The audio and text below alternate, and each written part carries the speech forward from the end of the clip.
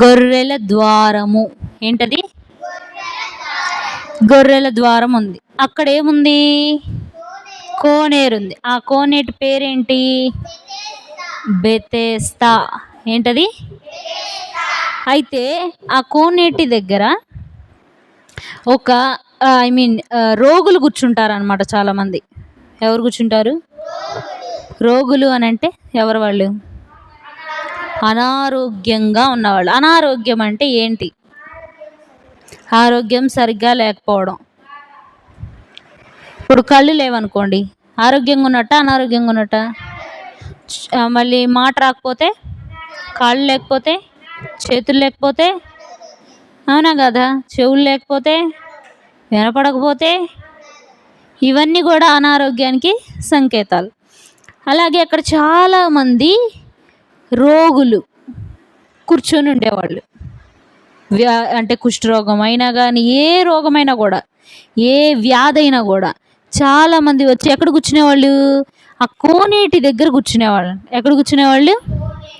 కోనేటి దగ్గర కూర్చునేవాళ్ళు. అయితే ఎందుకు కూర్చుంటారు వాళ్ళు అలాగా అంటే, ఆ కోనేటిలోకి దేవదూత దిగిద్దంట. ఎవరు దిగుతారు? దిగి ఆ నీళ్ళు ఇలా కదిలిచ్చిద్ది. ఏం చేసింది? మనం నీళ్లు కదిలిస్తాం కదా ఇలా ఊరికే, నీళ్ళు బకెట్లో ఉంటే ఇట్లా అంటూ ఉంటాం కదా సరదా కోసం. ఆ దేవదూత దిగి ఇలా నీళ్లు కదిలించిద్ది. ఆ కోనేటిలో నీళ్లు కదిలించినప్పుడు వెంటనే ఎవరైతే ఆ కోనేటిలోకి దిగుతారో, చేతులు బాగాలేదనుకో, చేయలేదనుకో, లేదా కుష్ఠరోగం ఉందనుకో, ఆ దేవదూత వచ్చి నీళ్లు కదిలించగానే గబగబ వచ్చి దిగారనుకో దాంట్లోకి, బాగుపడిపోతారు. కాళ్ళు లేకపోతే కాలు వచ్చేసిద్ది, చేయి లేకపోతే చెయ్యి వచ్చేసిద్ది, మాట రాకపోతే మాట వచ్చేసిద్ది. ఎవరు ఫస్ట్ వెళ్ళి మునుగుతారో వాళ్ళకి వచ్చేసిద్ది. అది ఎప్పుడు చేయాలి? ప్రతిసారి చేస్తే రాదు మళ్ళీ ఆరోగ్యం. ప్రతిసారి చేస్తే స్వస్థత రాదు. ఎప్పుడు వచ్చిద్ది అంటే దేవదూత దిగి నీళ్లు కదిలించిన వెంటనే ఒకళ్ళు వచ్చి దిగాలి. అప్పుడు వాళ్ళు స్వస్థపరచబడతారు. ఇట్లా ప్రతిసారి దేవదూత దిగిద్ది పైనుంచి. దేవదూత దిగడం, నీళ్లు కదిలించడం, తర్వాత ఈ యొక్క రోగులు వరుసగా వెళ్ళడం, వాళ్ళు స్వస్థపరుస్తూ ఉన్నారు. అందరూ హ్యాపీగా వాళ్ళ అనారోగ్యాన్ని తగ్గించుకుంటూ ఉన్నారు. కానీ అక్కడే ఒక వ్యక్తి ఉన్నాడు. ఆ వ్యక్తి 38 ఏండ్ల నుంచి ఉన్నాడు అక్కడే ఆ కోనేటి దగ్గర. ఎన్ని ఇయర్స్? 38 ఇయర్స్. మంత్స్ కాదు, డేస్ కాదు, వీక్స్ కాదు, ఇయర్స్. 38 ఏండ్ల నుంచి ఎక్కడున్నాడు? ఆ కోనేటి దగ్గరే ఉన్నాడు. అంటే ఎందుకు తాను స్వస్థపరచబడలేకపోయాడు? తనకు కూడా వ్యాధి ఉంది. వ్యాధి ఉండి అక్కడే పడిపోయినాడు. అంటే కోనేటిలోకి దిగి వెళ్ళేంత హుషారు కూడా లేదు తనలో. అంత బాగా అనారోగ్యం ఉంది తనకి. తను అక్కడే అలా పడిపోయిండి. ప్రతిసారి దేవదూత వస్తుంది, నీళ్లు కదిలించడం, అందరూ ఆరోగ్యం పొందుకోవడం అవి చూస్తూ ఉండేవాడు. ఎవరైనా తను వచ్చి ఆ నీళ్ళల్లో దించుతారేమో అని ఎదురు చూసేవాడు ఆ వ్యక్తి.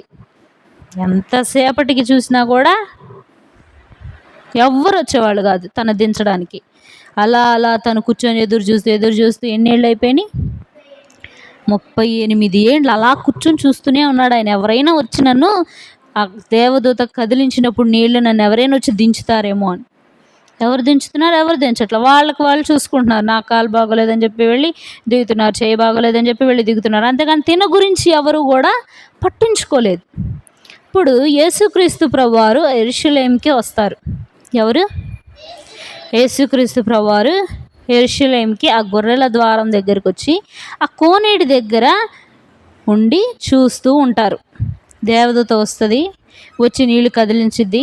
తర్వాత ఒక రోగి వెళ్తాడు, రోగి వెళ్ళి స్వస్థపరచబడి వస్తాడు. అప్పుడు ఈ 38 ఏండ్ల నుంచి కూర్చొని ఉన్నాడు కదా అక్కడే, ఆ వ్యక్తి అలా ఆశగా చూస్తూ ఉంటాడు. ఎందుకు చూస్తున్నాడు అలాగ? వాళ్ళ ఇంకా ఆశగా,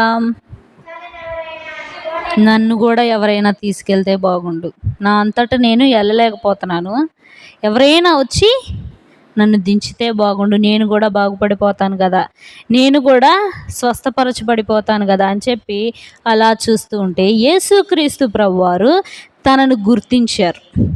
తను ఎన్ని రోజుల నుంచి అలా ఉన్నాడు, ఎన్ని సంవత్సరాల నుంచి అలా ఉన్నాడు అనేది యేసుక్రీస్తు ప్రభువారు గమనించారు.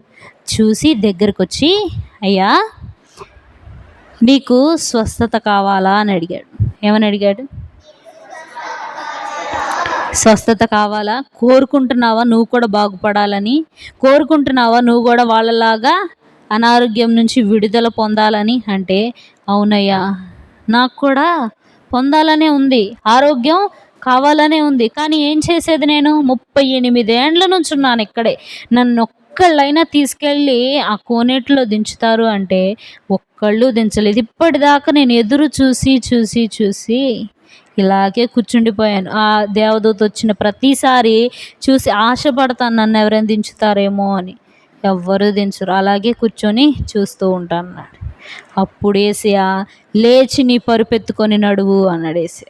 ఏమన్నాడు? యేసయ్య ఏమన్నాడు? లేచి నీ పరుపెత్తుకొని నడువు అన్నాడు. అనగానే తన పరుపు తీసుకొని లేచి నడుచుకుంటూ వెళ్ళిపోయాడు. సింపుల్గా తీసుకొని వెళ్ళిపోయాడు. అందరు చూసి ఇట్రా ఇట్రా ఇట్రా, నువ్వు ఆ కోనేటి దగ్గర ఉంటావు కదా, ఇన్ని సంవత్సరాల నుంచి ఉన్నావు కదా, నువ్వు ఎట్లా నడుచుకుంటూ వస్తున్నావు, నిన్ను ఎవరు దించారు ఆ నీళ్ళల్లో అని అడిగారు. నన్ను ఎవరూ దించలా, నన్ను స్వస్థపరిచారు ఒక వ్యక్తి అన్నాడు. ఎవరు ఆ వ్యక్తి ఏంటంటే ఆయన ఎవరో నాకు తెలియదు, కానీ నన్ను నీ పరుపెత్తుకొని నడువు అన్నాడు. నేను ఆ పరుపెత్తుకొని